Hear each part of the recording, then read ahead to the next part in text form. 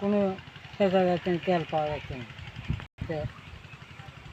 সুবিধা কি, কি সমস্যা হচ্ছে?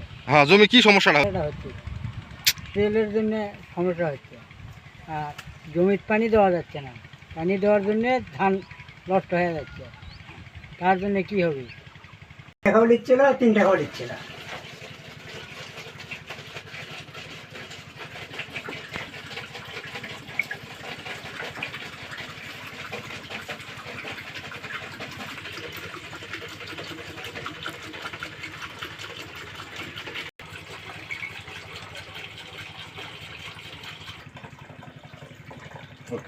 তখন যে যুদ্ধের কথা শোনা গেল, তখন যে তোর তেল পাওয়া যাচ্ছে না, আমার সামনে 2 দিন নিয়েছিল 20 টাকা।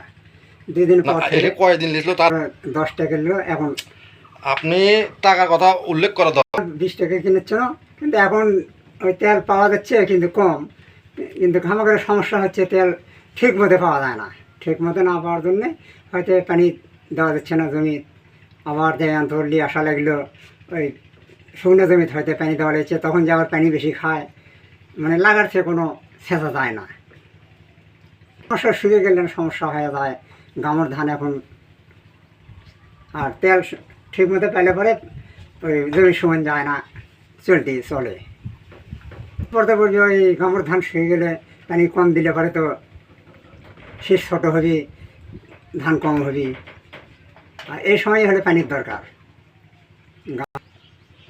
সেইটাই থেকে থেকে সংকট হয়ে যায়। আচ্ছা, আপনি তেল ঠিক মতো না পেলে পরে শুকিয়ে গেলে সেই গামরটা, ওই কলাটা ঠিক মতো হতে পারে, শীত ছোটো হয়, ধান কম হয়ে যায়, কিন্তু আমাদের সংকট হয়ে যায়, ফসলের দিক দিয়ে কম পাওয়া তাহলে আমরা।